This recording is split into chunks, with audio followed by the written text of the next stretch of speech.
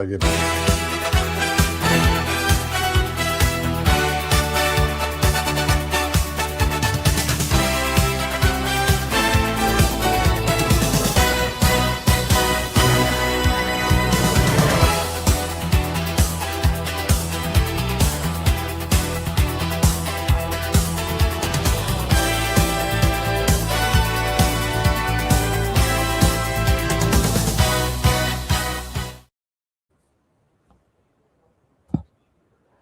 You can talk. Hi, everybody. We welcome you to another day of fun and frivolity here on 321 King County Sports Talk. John Parenti, Mike Reed, Johnny Boots behind the controls. Yay! Say hello, Boots. Hello, Boots. Jimmy Messi is our guest, head coach of the Coventry girls basketball team. Coach, how are you? I'm good. Thanks. Should be pretty good. Your team's having a great year. We're having a great year, and it's a great group to be around. A lot of fun. Congratulations. Want to dive into the team a little bit. We've got the game coming up on Monday night against St. Ray's, which should be a good one. But right now we're flying at what, 11-3? No, we're 10-5 in league games. Close. Yeah, and 11-6 overall. And hoping that we got 5 games left. Hoping to finish the season strong. We'll be in the playoffs, and I think we got a shot to make a little bit of a run when we get in there if we stay healthy. It's a mixture of veteran talent, Kerwin, Leah Lapham, and young talent. I want to get into that young talent because that's a super group of freshmen you've got this year. Yeah. We got, like you said, the 2 returning senior starters. We have 3 returning starters, Leah Lapham and Addie Kerwin, the seniors and captains, and then Jenna Pierce is the junior. And then the next 4 or 5 players are freshmen. What does Leah bring to the table that makes her so unique? She's an incredible athlete. She's all-state in softball. I think she's second team all-division or first team all-division goalie in soccer, and very good basketball player. But she's so competitive. She plays so hard, unselfish, a great leader. So she's really the heart and soul of the team. And you've seen her play. You see she leaves everything on the floor. You can relate to that, Michael, because you and Molly. Yeah, I think what really speaks to that is the fact that she's a 3-sport athlete, and that, you know, we talk about this in other shows, that when students play multiple sports, they're always competitive. They just don't turn it on during the season and turn it off.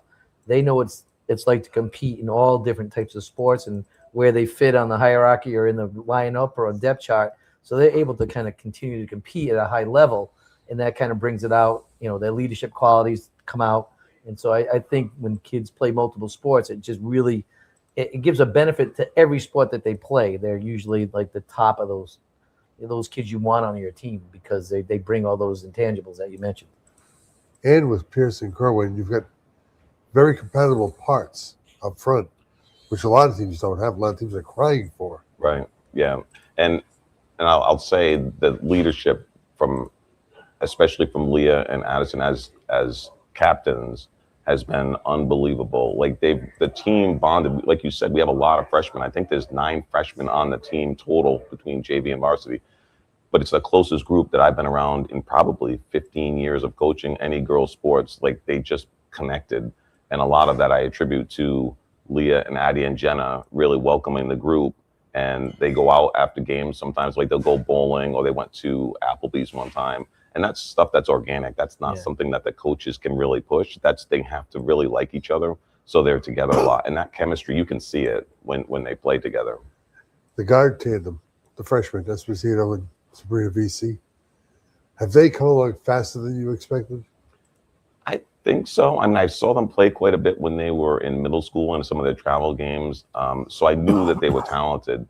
But you never know how that jumped, that transition from middle school, because now you're playing against kids who are 17, 18 years old. So that size, that physicality is different.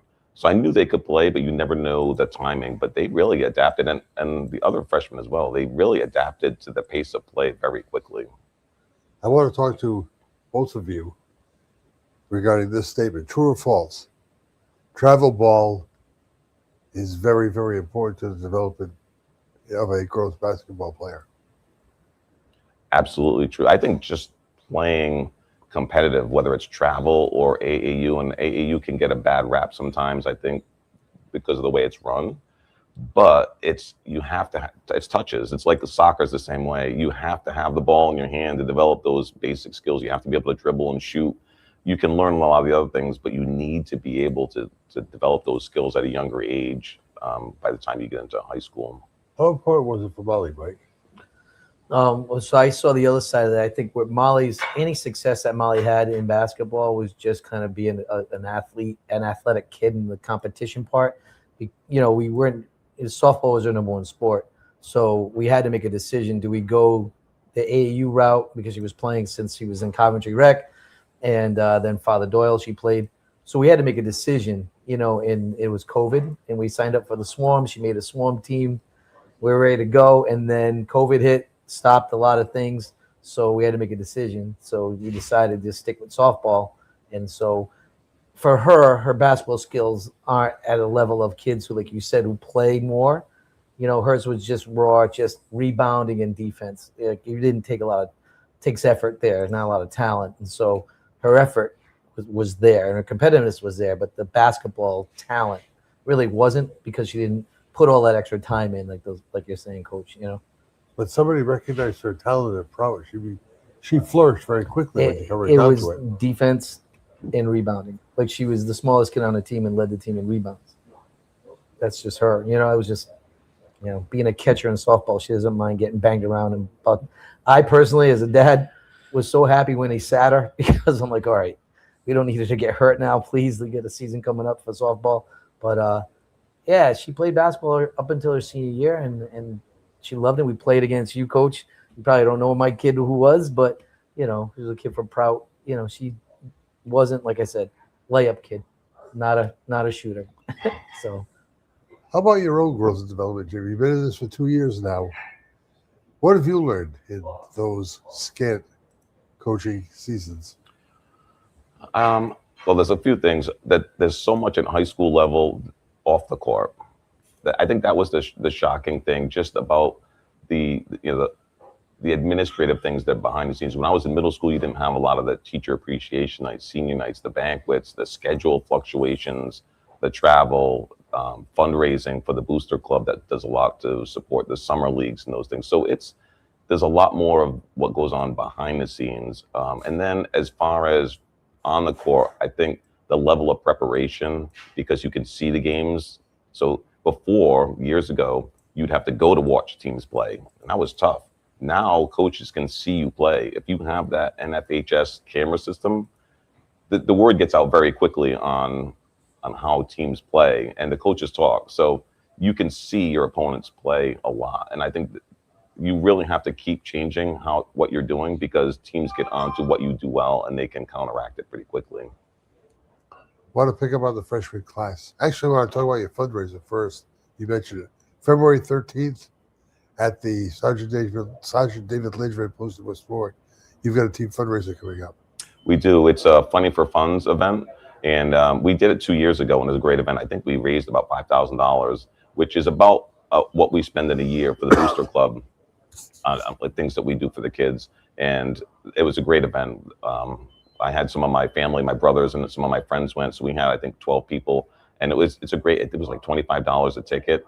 And there's 4 comedians. It's about an hour and a half. And it's a great time. They do a great job. The comedians are excellent. Maybe you can grab a fifth. Johnny Boots can show up and do his shtick, because as we both Only know, if you're there. no one's more hilarious than Johnny Boots. You bust his stitches. Yeah. So tickets available How's that coffee? through any member of the team, I suspect, or at school, or how? Yeah, they can reach out to anybody at the school, can get in touch with. It's really being run by Jeff Pierce, one of the parents, Jenna's father, who's part of the Funny for Funds group. He's actually He comes up and says hello every game. and he performs, and his brother is. Does he? Yeah, he was like the MC, and then his brother is hilarious, and he performed. I think he was the headliner last time, and he's performing again. And then we have a link too, and we have flyers. So if they get in touch with really anyone at the school, they can get us in touch with I'm going to put him on air Monday night. Jeff. Let him do a little bit. Yeah, let him do a little bit of his. Yeah, he's funny, and his brother Brad is really funny He hid too. that very well for me. Yeah, I'll get back. You wouldn't know. He's a pretty straight. He's a straight guy, yeah. Yeah, but he's funny. Let's get to those freshmen, because It's very reminiscent of the group that Steve Lawton had with Callan David and Mackenzie Roll, and now Bria Lima is the only healthy one left. But you've got a band of freshmen who are pretty darn good. They are, and they're great kids. They play hard. There's no ego. They share the ball. They're really a dream to coach because they just, whatever you ask them to do, they're just willing to do it. And they're very athletic. They're smart. So it's been great having them this year, and they really play the game the way, I mean, you don't want to say the right way, but the way it should be played. So they defend, they rebound. It's great. You grew up playing basketball for St. John's in Arctic. You and I go back, 50 some odd years? We forget. They always things. kicked Notre Dame's butt. Just want you to I'm just putting it out there because I was that fat little kid in the point guard. Very fat little kid. But Still am. was it difficult making the transition from playing boys basketball and the physicality of it to coaching girls? It was, but it transitioned. So I started coaching my kids when they played in the CBA when they were 7. So I coached both. I coached the boys and the girls rec. And I didn't really start coaching travel until my daughters were maybe 6th or 7th grade. So, you kind of make that transition when they're little, your expectations, obviously, is about fundamentals. So you kind of grow into it over a period of time. It wasn't like a light switch where it's like I went from playing to then coaching, 2 years later. I had matured, I had been out of the game for, I don't know, 15, 20 years. A while. A long time, yeah. And so, no, it wasn't really difficult because I started when they were little and then kind of transitioned as they got older. It is a different game for sure. But to be honest with you, I told my wife when my kids were going to graduate high school, I said, hey, we followed them around. They played soccer all year round. They played basketball. They ran track. And my son was cross country. I said, what are we going to do when they go to college? Like, that's all we've done for 15 years is follow them around. And I said, I'm either going to ref or coach. So I decided to get my license to coach, and then they went away to college, and then I started coaching middle school. And that's kind of how I did it. But my wife said, "Are you going to coach boys?" I said, I had a little taste of that when my son was that 15 to 17, and it's a very different game than the way it was when I played. It's a lot more flash. They watch the NBA, so it's step backs and behind the back passes, and it's less about fundamentals. And the girls is a much more fundamental based game, which I enjoy more personally. Can you relate to that? Yeah, I have about 3 more years left, and I'll be in your shoes. So I'm, it's followed my daughter all over the place, up and down the East Coast with softball. So she's at Assumption now, and we're gonna get up early and go to Bryant because they have a scrimmage at Bryant. So that's kind of our life right now, and it's great. I gave up coaching to be able to watch my kids in high school because I coached for 30 years, going everything under the sun, 3 sports all year round. So I didn't really have a lot of time to watch them. So it was a decision I made. And I see people that always ask me, do I miss it? I really don't miss coaching because the trade-off is a lot better. So watching my kid play, I'm lucky and fortunate. So when she's done, and then it's going to be a decision because then I'll retire and then from my job, hopefully. And then I probably will go back to coaching or at least work at the college level. You'll So, probably be Molly's assistant. no, she'll never want me to coach with her. No, shoot. No, she'll never. She won't let me coach her in softball at all because I didn't play softball. So I can't. You can't talk about it either. She Commentate. listens to me. She calls me when she tweaks something. Like she'll go, Dad, I tried something in batting the other day. I really like what I'm doing. It's helping my swing. So she'll check with me, But other than that, if I give her advice, it's in one ear and out the other. Jamie, you've coached against Steve Lawton. You've coached against Dave McEnroe. Guys who've been around for a while and been through the high school wars. What's it like pairing yourself up with them and trying to dissect what they do best? It's funny. I don't really think about the competition versus the coach. It's really more about what they do. It is nice when you play someone like Steve, who I have a lot of respect for. I think he does a great job with his program. But you get to know kind of how they like to play. They can't always do that. Like right now, he's not pressing the way he did 3 or 4 years ago when he had those really strong teams that won D2. But they play hard. They are physical. They're aggressive. They're well coached. They're structured. They're disciplined. So I like playing against teams like that because it really forces you to be on your game. And that's the nice thing about the new scheduling with the RPI in high school is they give you the flexibility to add, so we can play outside our division. So like St. Ray's is Division One, we're playing them. We played Charahoe, we played West Warwick. So we do keep some D1 teams, and we played Prout because I like Scott a lot. I think he does a good job. Same thing. I like to add those games to our schedule for coaches that I have a lot of respect for, that I like personally, because I think they add something to our program because they force us to be our best version of ourselves to beat them. You mentioned something, was it last week? I About said a lot of stupid things last week. This wasn't so stupid because I've been thinking about it basically all week. You mentioned the fact that there are coaches in the state, particularly in basketball, who know how to work the RPI system to their advantage. Right. Can we talk about that with Jamie for a minute or Yeah, two? sure. I think, like with Jamie was smart. You schedule some teams, that you can play there. It might be in Division One. You grab the RPI points, and that's a smart move.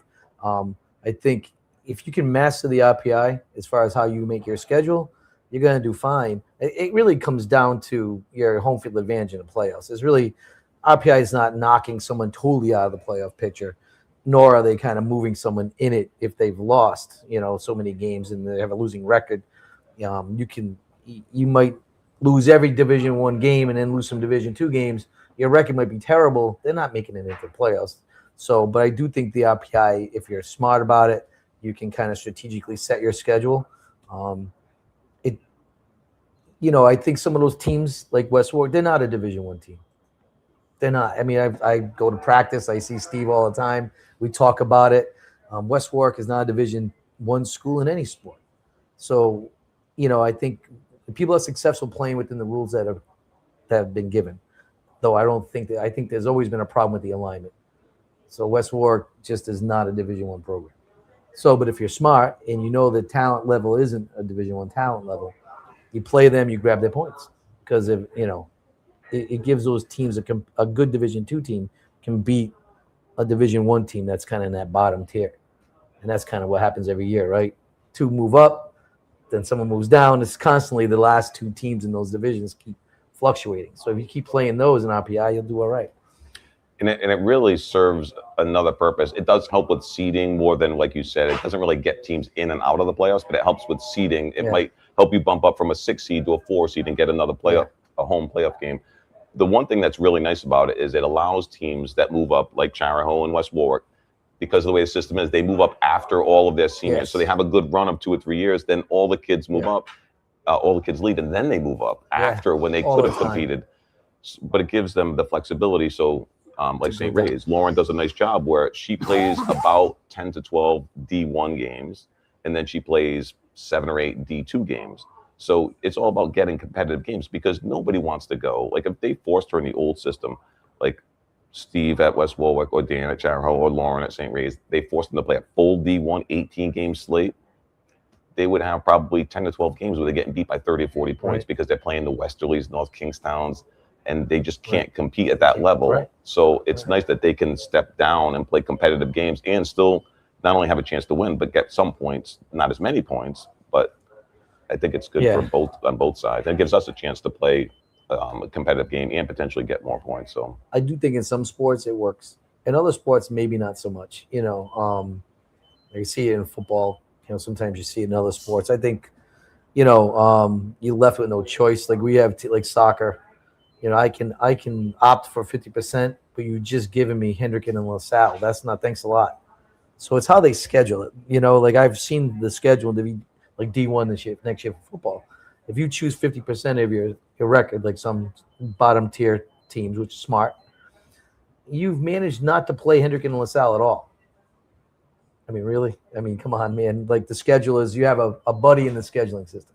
At least give them one, because it just kind of balances it out. And then the question is, the D1 schools, should they be D1 schools? And then, let's target what D1 really should. What are the consistent teams year in, year out of D1?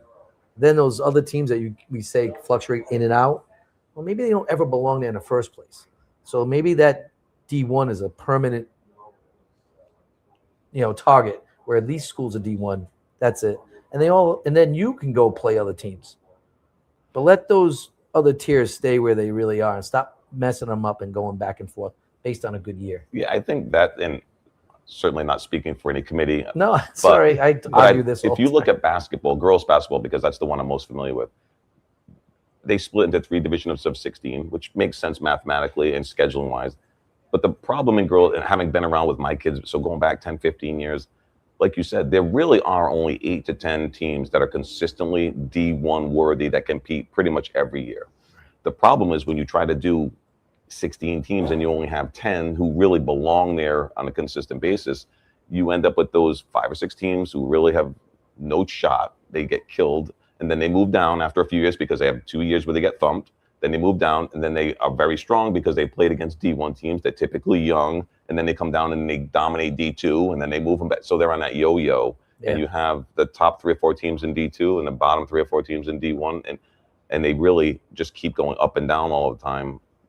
They might be better served by just having that top 10 and having a smaller D1, maybe doing a round robin. You play each team twice and you have 18, and then having bigger D2 and D3. So they're not all 16, maybe you do 10, 16, 16, and then a D4 that has 10 teams, because the bottom of D3 typically struggles as well. Yeah. So I don't think there's a perfect system. I think they're doing the best they can. There is, I would say they're doing the best they can. And that's kind of something I've always talked about on this show. So, but I think we need to open up our eyes a little bit, think outside the box a little bit more. I think this has kind of been the way we've always done it, and we continue to have the same problem.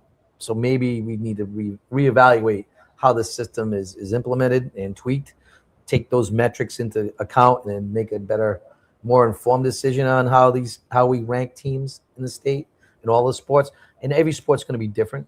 You know, a good pitcher can run the table for 4 years, and then you don't know if the shortstop can hit a ball, catch a ball, throw a ball, because the ball never got hit to them.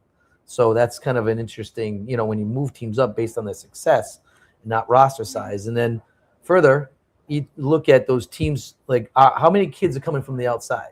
Like when my daughter was playing, I was very well aware of the kids in certain schools who are pathway schools, where a lot of kids didn't live in town. So they had a glut of all the talent going there.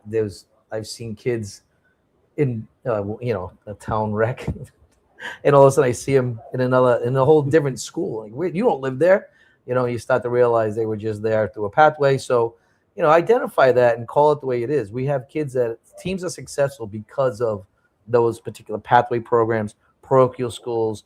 You're never going to hear me cry for a parochial school that can get kids from all over the state. They belong top. I don't care if they're the worst team, too bad. They're not recruiting very well. Maybe you got to readjust how you do your job, but get them up there too, because I think the pure public schools who are playing with homegrown kids are in a different disadvantage than schools that can get kids from all over the place. And you've heard it from me, Hendricken guy. They did. All right. Very impressive. You walked that lane.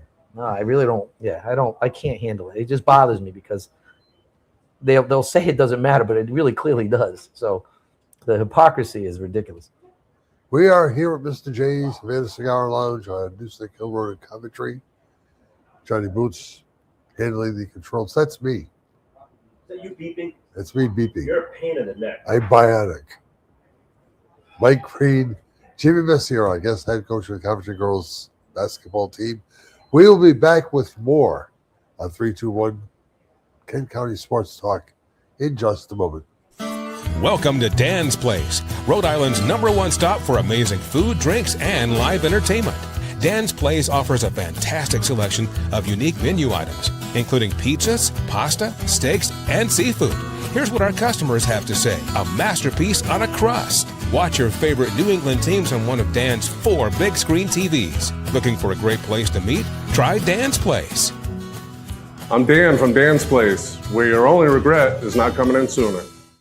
Hi, this is Dan from Lathrop Insurance. Here in Rhode Island, we take pride in taking care of our own. At Lathrop Insurance, we have spent 86 years helping families and businesses protect what matters most. Whether it's your home, your business, or the legacy you're building, our team is here to provide peace of mind through customized insurance solutions. We're proud to support high school sports across Rhode Island Because when our community grows stronger, we all win. Lathrop Insurance. Personalized protection, local expertise. Visit lathropinsurance.com to see how we can protect what matters most to you. We've told you for years that AJ's Restaurant is Kent County's go-to spot for great breakfast, lunch, and takeout too at 828-4160. And now you'll find more parking, mere steps from the back of the building to AJ's front doors. AJ's. Plenty of those world-famous home fries, plenty of parking, and as always, popular for breakfast, popular for lunch. 1365 Main Street, West Warwick.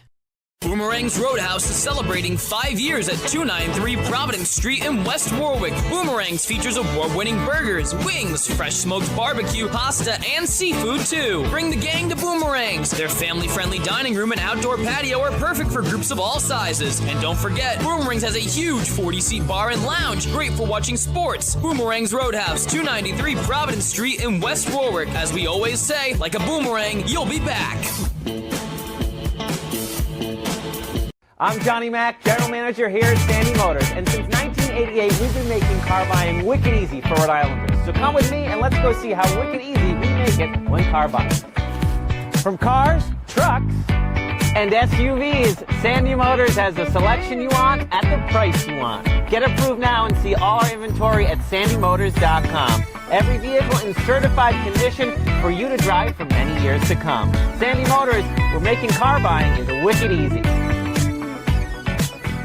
Experience matters, and at Williamson Law, that experience comes with a well-deserved reputation of excellence. For legal solutions, whether it's divorce, personal injury, criminal law, or estate protection, Williamson Law provides knowledgeable and effective representation. A history of successful litigation that speaks volumes. Get the representation you need. Williamson Law, 247 Quaker Lane, West Warwick. Call 615-9321. Since 1974, Bill's Place has been synonymous with good times and great food. Whether it's a family celebration, a post-game meal, or a simple visit for lunch, Bill's Place has served thousands with great pizza and grinders, sandwiches, and specials for nearly 50 years. If you haven't visited Bill's Place in a while, you're quite overdue for the great, consistent taste that's been part of Kent County for so long. Bill's Place, 707 Main Street in West Warwick. Open 11 to 10, Monday through Saturday. For takeout, call 828-2300. Check out the menu at billsplaceri.com. The law offices of Murphy and Fay have over 75 years of combined experience in personal injury law, automobile accidents, and DUI cases. Bill Murphy, Mark Fay, and Brandon Horan will give you the personal attention, the experience, the skill, and dedication that your case deserves. It's a winning combination. If you're injured in an auto accident and it's not your fault, call Murphy and Fay. They will make them pay. Call 490-3200 or visit them online at murphyandfay.com.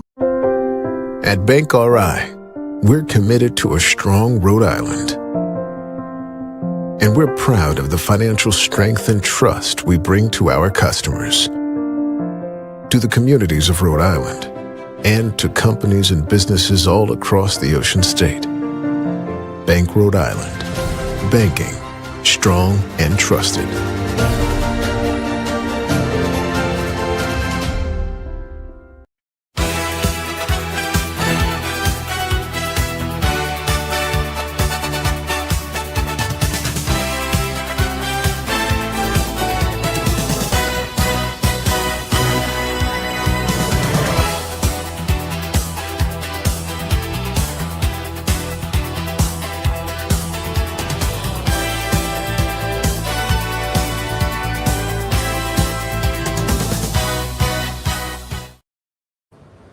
Welcome back to Mr. J's Savannah Cigar Lounge on Newsnack Hill Road in Coventry.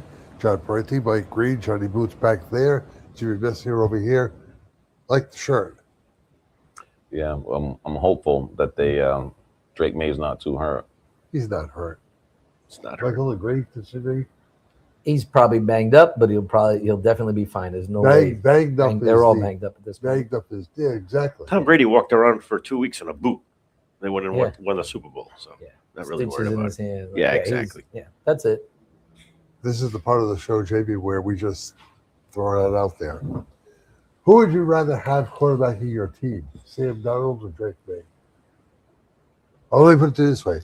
The Sam Darnold of the last 2 seasons or Drake May? I don't know. I think it's a big question. That's it. Yeah, because I'm not going to be a homer. I mean, I don't know. I like how Donald throws the ball. I like how he processes things. When he has time. Yeah, well, any quarterback when they have time.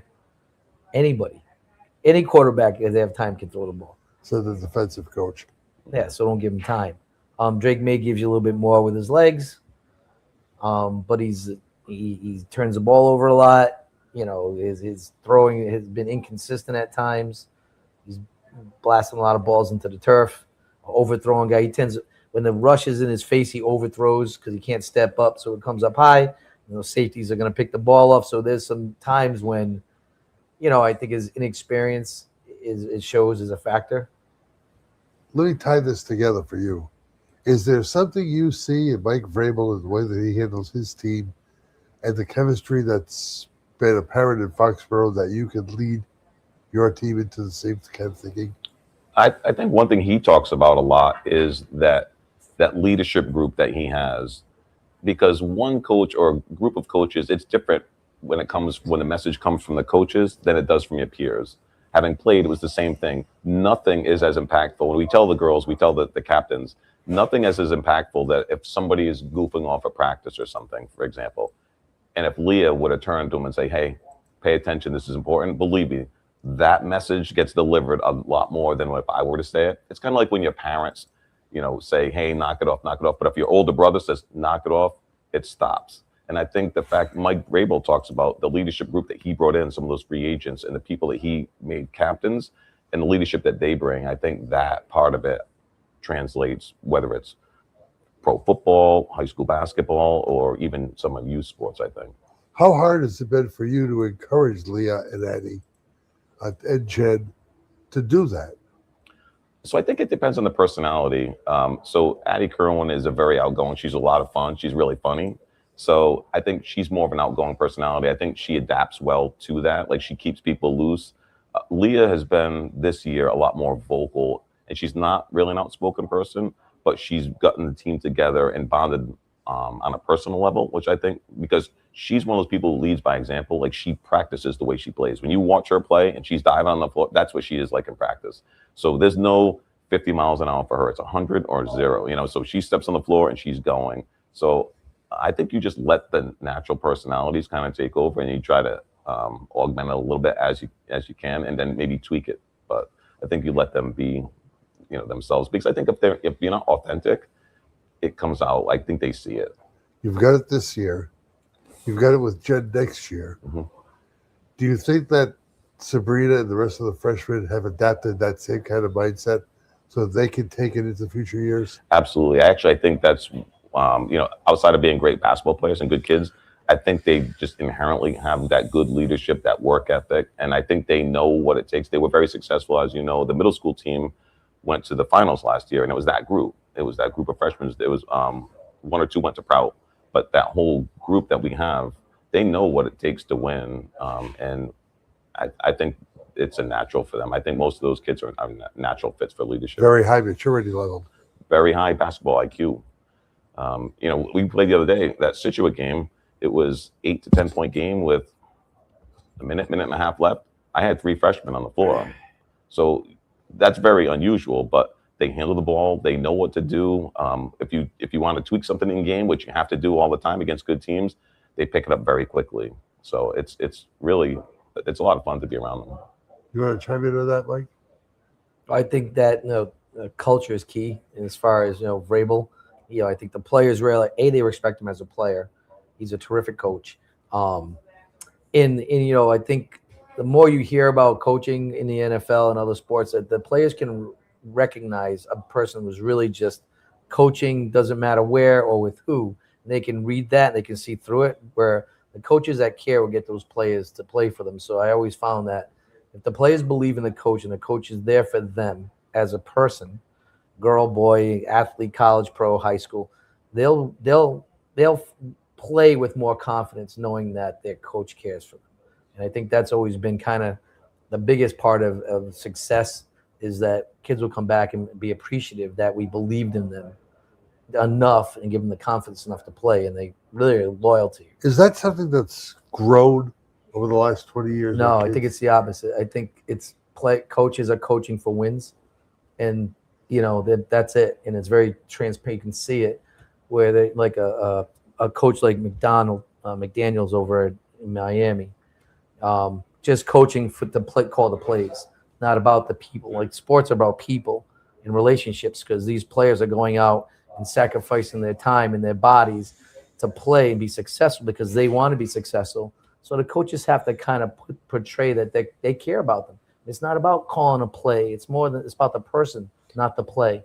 Do you agree with the John Calipari mentality of the one and done year, getting these kids ready from a college perspective, but getting these kids ready in college so they can go on to make the millions of dollars in the NBA? If you watch that John Calipari documentary, that's what he talks about. And he is hated by other coaches because he promotes the one and done. Come to me, we'll hone your skills. Maybe we'll win a championship. Maybe we'll win a conference.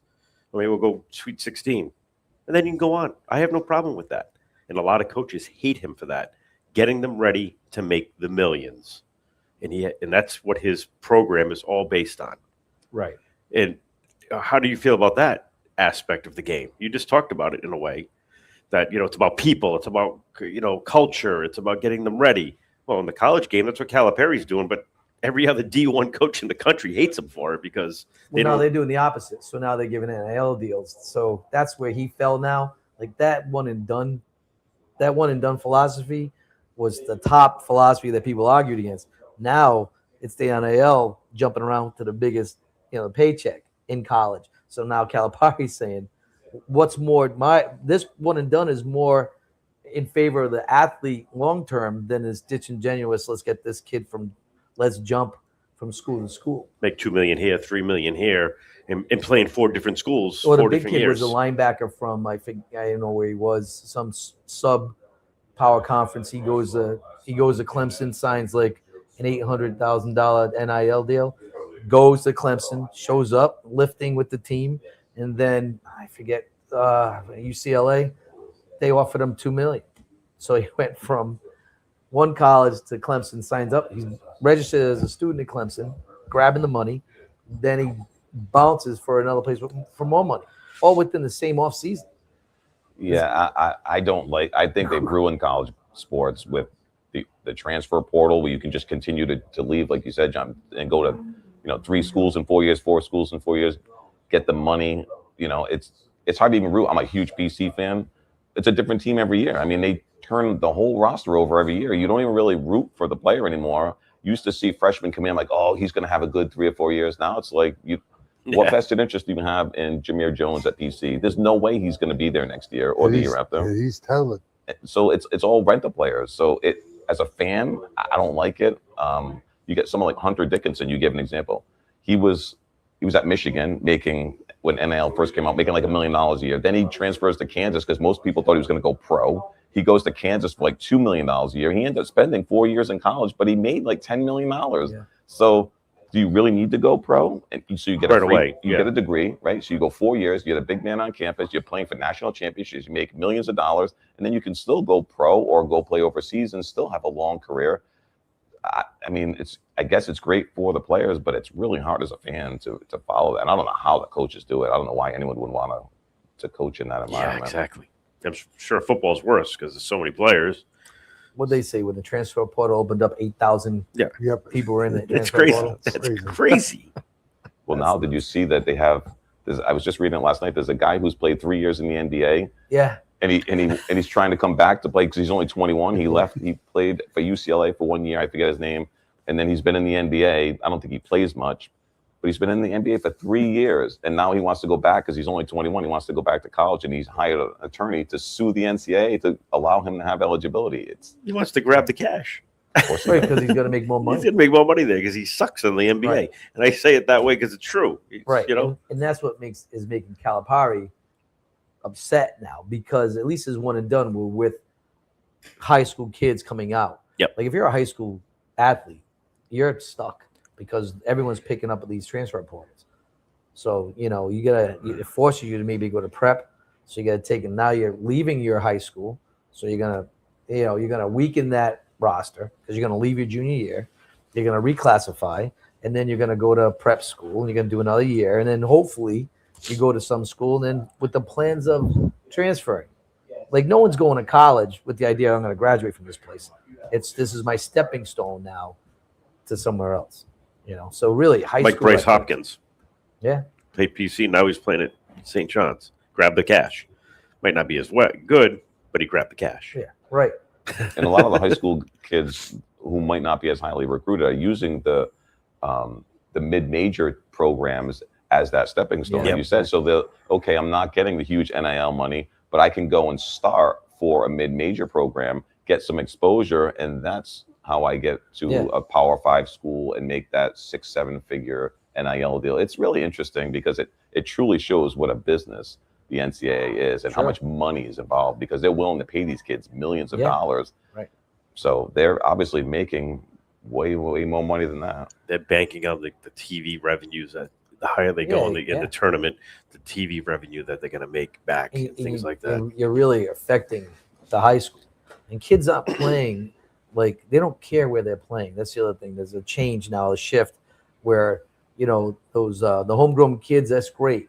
But there's a group of kids who are searching for bigger and better things, really don't care what school they're playing for, because really I have to go to high school for a few years. My plan is get out of here. So whether we win or lose doesn't matter. I just want to play, get my stats up, get my film, get enough film so I can send it out. So they're not playing for the name on their school anymore. And now the trickle down has filtered into prep programs and prep schools. Yeah, they're making money. Where It's a they're business making for a them. lot of money. Yeah, sure. And I fear for those kids who are recruited to prep schools, whose parents are being told, hey, we'll get your kid ready for the big paycheck because he's got the talent to play Division I ball. And then all of a sudden he becomes the 13th, 14th, 15th player on a 15-person roster. He's not going to play an awful lot. And that dream just goes out the window. It's crazy. It is, and it's hard because what you have to understand is when you stop playing, whether it's going to a private school that we were talking about a little bit earlier or going to a prep school, you have to understand that it's not like when you're at a public school where the kid's coming in behind you. So you say, okay, I might sit my freshman year, sophomore year, but I'll play as an upperclassman. When you go to even Hendricken or LaSalle, you could pay your dues, quote unquote, for a couple of years. Well, they might recruit a great freshman class, and now you'll never play there. And that's unfortunately, whether that's prep school or those schools that kind of bring kids in from out of district or private schools, that's one of the dangers or the risks that you run when you go to a program like that. Sure. But that risk is never promoted when you've got the student athlete and his parents sitting in front of you. No, that's a hard one. Yeah, because if it's some AAU coach tells the kid, I can get him into Exeter prep or whatever, some prep, your kid can go D1. That's all the parents hear. That's it. So that's that carrot at the end of the stick. Those parents are, And it's not only basketball and football. It's hockey's the biggest one. I think hockey really kind of like set the table for that, because a lot of good kids in hockey in Rhode Island do to junior year, and then they reclassify and go to prep somewhere. Hockey's been doing it for years. Now it's just catching up to these other sports like basketball. Football, I know that Hendricken lost a few kids, underclassmen to reclassify and go into prep. Now, the kicker is they end up going to the same D3 school they would have went to if they just finished. That's the reality. Like, really do a deep dive in, is this really going to get you to Notre Dame? Like, Anye didn't go to prep school. He's at Notre Dame. Kwity Paye didn't go to prep school. He went to Michigan. Truss didn't go to prep school. They didn't reclassify. So those top-level kids, they don't need to reclassify. They're going to get recruited right where they are. You don't need to go and leave the school. So, what do you hear about Mount St. Charles now that they're a prep school? What do you hear?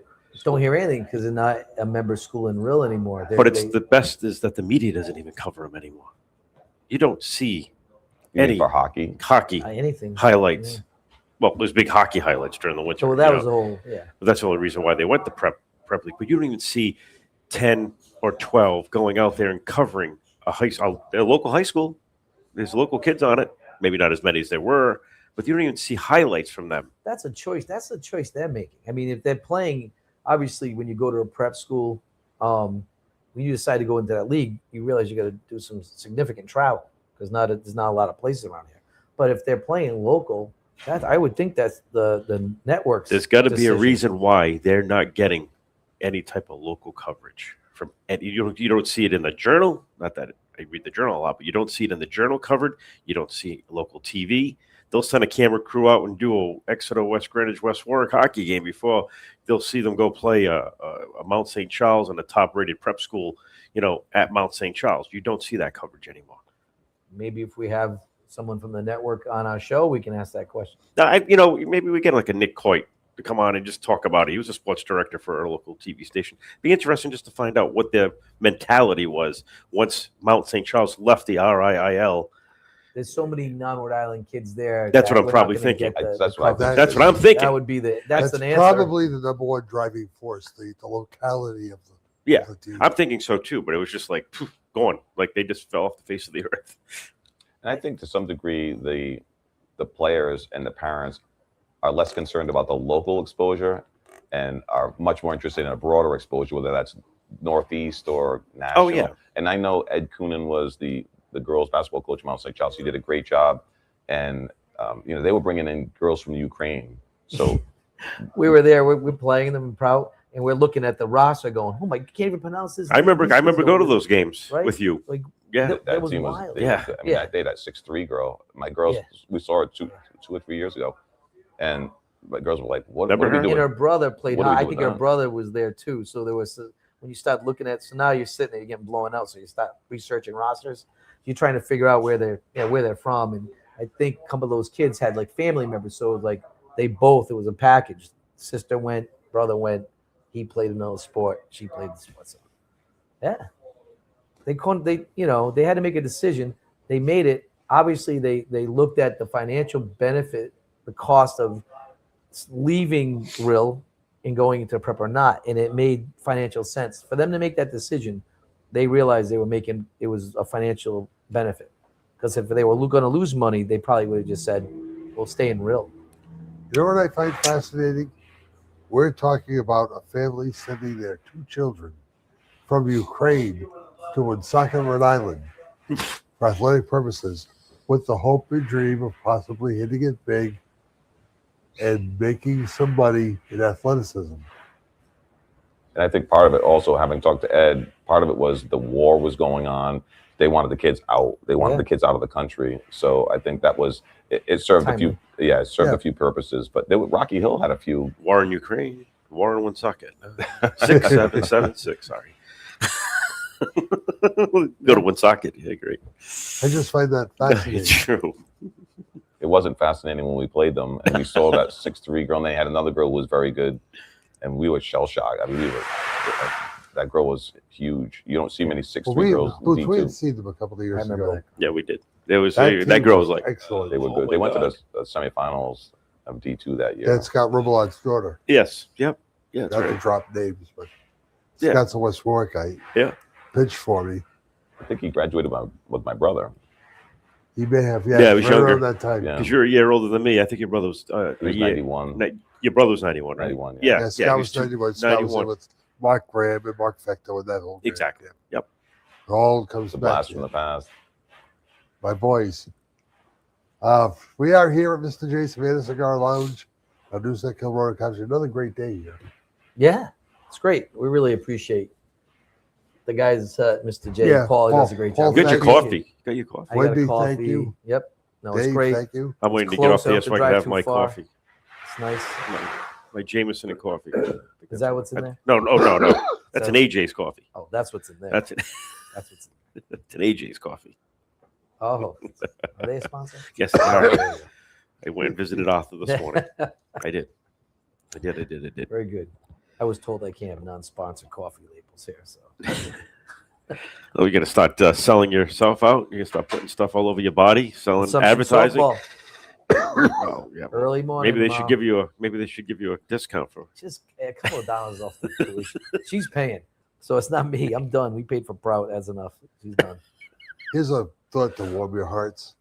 Tomorrow is February 1st. Thank God. 10 days from the arrival of pitchers and catchers in Florida. Spring is just around the corner, boys. Doesn't feel like it. No, it don't look like This it has been either. the coldest winter that I Yeah. can remember. I mean, my memory's not what it used to be, but this is just it's relentless. It's just colder and colder every day. Yeah, it's been a relentless. Kids walking to school, Negative waiting 6 for the this school morning when bus, I woke and that's up. a tough thing for those kids. You know, that you think of that when you're driving here and it's dark to go to work, and the sidewalks aren't plowed.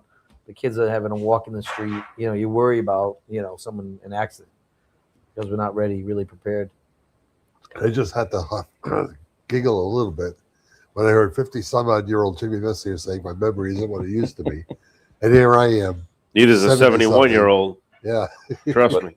But I do remember, you broadcasting when I was A little a tyke. tyke. Yeah, Yep. those are the good old days. Fun stuff. The old Patuxent Valley CYO League. It was a stuff. great Yep, league. It was a great back then. league. It's amazing how many teams we were going through them. I think you told me there was like 18 teams or something like 13. 13 just in Patuxent Valley. That's amazing. And then they would have the state tournament. Remember the state tournament at the end at the old OLP At, seminary? Oh, yeah. At the Providence High seminary. School, That's where right. we played when I was, Yeah. I don't know, teenager. I was recruited there to teach journalism for a couple of years. Really? Crazy stuff for Father Newbold. Well, for Father Newbold. I remember Yep. Father Newbold. I used to deal with him with the broadcasting So stuff. he started real. Yeah. Right. Really, yeah. He was the did. starting. It's when the RIL was on Post Road near the airport. That was Mezzanotte. They used to have it in the basement of OLP. That's right. Yeah. In the basement. Yes. Yeah. That's correct. That's where Rill started? Yeah. Yep. Yeah. Wow, I didn't know that. Yep. It was new. And now it's ball. grown into a behemoth that includes Mike Green. Yeah. It's all right. It's good. Can you It's, give me a press fun. pass? I need a press pass. I go. Big class championship meet today, track and field. I might go. I Middle don't school know. wrestling tournament going on at Coventry High School today. Really? Yeah. Yep. All right. Today. Middle school, right? It was tomorrow. middle school? Middle school? Was It's that a middle school. middle school? Because they were setting up when Right, we left last exactly. night. They were setting it up. Today and tomorrow, I believe. Right. Yeah. I like that new gym. Oh, it's fantastic. I mean, how can you not love it? It looks great, especially, if you remember what it looked like. It was dark Yeah. and the floor really needed to be replaced, and the windows, they were all fogged. Yeah. So it's beautiful when the sun's out, if you're there during the day for practice. I mean, it gets a little, sometimes the sun comes through and you can't see in certain spots on the floor because of the glare, but Yep. oh, it's fantastic. I missed the flickering lights, though. I missed the I flickering. don't miss that. I don't miss how dark it was in there. They did a great job with it. What's wrong with the shot clocks? To be, I don't know. They I guess the company that installed them in the scoreboard, the big jumbo scoreboard, they can't get them to work, or they get them to work and then they immediately. This last night, half the board was flickering last night. Yeah, that's been a relatively recent development last week or so, but yeah, it's unfortunate because you have to look down to the corners for the shot clock. But And the RIL wants to do their neutral site games here. well, it's great. Did you do the West Warwick Coventry boys game? Yes, we When they did. bring the third set of stands Yeah. out on the end to make it like a horseshoe, that was great. That was great. That I was, like that Kinda idea. like that Brown. wasn't necessarily looked upon as favorable by everybody. by the opponents. I thought it was smart. Because it took the kids out of the stands where the parents were. Let the kids have their own section, and you can supervise that section a lot better than when they're mixed in the crowd, because then kids are arguing with parents, and then Yeah, I thought it was a really smart idea, in my opinion. Like looking at the No, kind of the yeah. the administrative side of it, I thought it was and I I was liked at that game, and I was standing at the corner over there, and I was with the AD and the principal. So they did a good job of kids are going to be kids, especially in a rivalry game. Yeah, but they of did a course. good job. They I didn't heard think the some. kids are bad. I They thought weren't. were- There was one or two kids who said some things that were maybe a little bit aggressive, a little bit, and they immediately said one more time and you're out. Yeah. And those were Coventry students. So yeah, I think it's a great way to keep the kids segregated and away Yeah. from the parents, because the kids. Yeah, I did like that idea. Week from Monday. And there's Reunites. there's going Right. to be a bunch of we're going to have a lot. A week from Monday, they play at West Warwick. That's right. And I had a comment. It was, and I said this last night on the air. We get there early last night, set up for the shots and stuff like that. And there's always this couple that sits in front of us for the JV game. He's an older guy. And he said to me, "Oh, I love your broadcast, blah, blah, blah, blah, blah." I said, "Oh, thank you. I appreciate that." And he says, "You guys going to be doing the West Warwick Coventry game at West Warwick?" I said, "Oh, yeah." I said, "We're definitely going to be doing that game. You got to do a rivalry game like that, especially John and I being from West Warwick. You got to do those games." Well, I'm not going to watch that. I'm not going to be at that game. I'm going to watch it on your channel. I said, why don't you be there? It's such, the atmosphere is great when you get a rivalry game. I'm not going to West Warwick. It's dangerous. I went, really? I don't know how to take that. Is it dangerous because we're a good team, or we might, beat Coventry, or are we dangerous because of the, what happened on the football field, and you're afraid it's going to trickle down into the. And I said that last night to you. It's the same guy that sits in front of us all the time. West Warwick. It's too dangerous to go there to watch that game at that gym. Alrighty then. I would imagine that gym will be packed. Oh, absolutely. They'll allow people to sit behind the benches, right? Because you'll never. Yeah. People are allowed to sit by the benches now. The other night there was a group behind benches. Yeah. So where are you going to put? Like the other night was a great. You pointed out the student students section behind the team, and that was a nice little section. I think that's our concern. Every administrator's concern is the safety of the spectators and players. So you just have to make sure you're putting some foresight into that and making sure you're putting the kids where they are going to do the less damage, where they can just enjoy, be a fan, don't be part of the game, just be a spectator. We're going to have enough people there, obviously, and to make sure everything's safe and people can play the game, enjoy the game. But that was always the student section, though. I remember back in our day, that was the student section. They sat behind the bench, and that was always it's a different time. It's just things are different, But if you bring back that culture, I mean, you're not a West Warwick guy, but like Jimmy Alves bringing back that culture and saying, okay, this is the way it was done back in the 80s. Let's do it that way. Let's kind of mold them to do There's that. a lot of history of why people sit where they are. But I'm just saying, for the students and stuff I like get that, you. I'm with you. let's caught the kids back up into the so we can corral them. Yeah, there's a lot of history to where people sit. Yeah.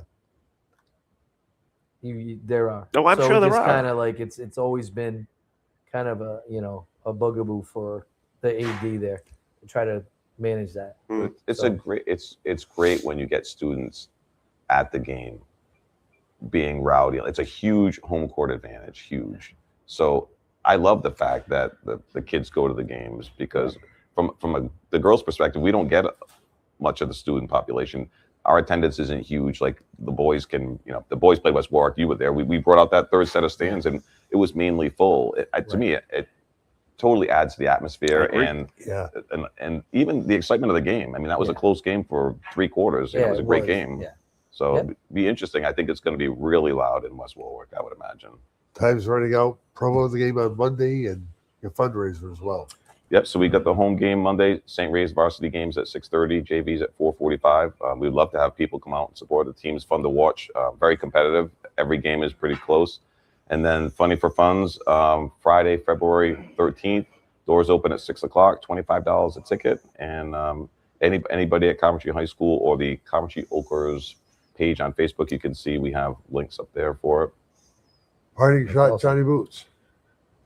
Let's preview next week's show. Good question. We know it's going to be a Super Bowl show. Might be a little extended one too. You never know. Could be an extended show. We'll decide the guests and bring you the best that we could possibly get. We got some connections. We do. It'll be fun. I think it'll be a great time next week. That's what my parting shot is.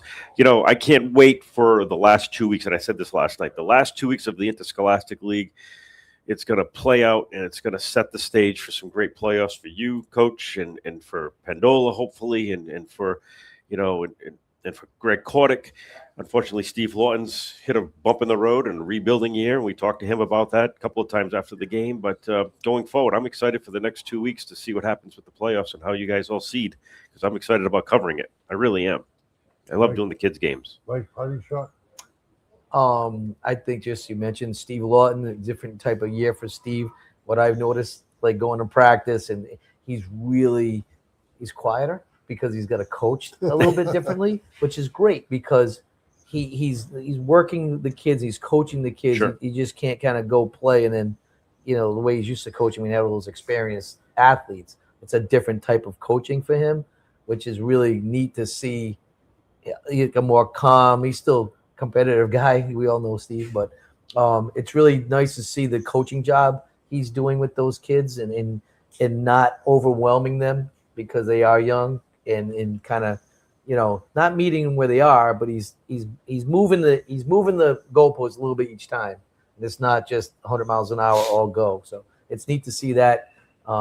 hopefully West Warwick will turn it around. We got a lot of young kids, and should be a good week of basketball and sports all the way around. PCTA, Peeble, the track class championships 12:30. Some West Warwick. Zach Morgan should be the state champion in the high jump. He's trying to get 6'10", which is a big accomplishment, which is huge. So he's got the school record. He's one of those kids. Like, we had the Ray sisters who are great. Yep. He's kind of the guy that's under the radar. He's at that top level of an athlete right now. So he's going to have some big time colleges coming looking for him. Jamie, again, our thanks. Thanks for having me. It was great. See you on Monday night. All right. Thank you. For Mike Green, Johnny Brutes, John Parenti saying so long from Mr. J. Savannah Cigar Lounge. We'll see you next week on 321 Sports Talk and County.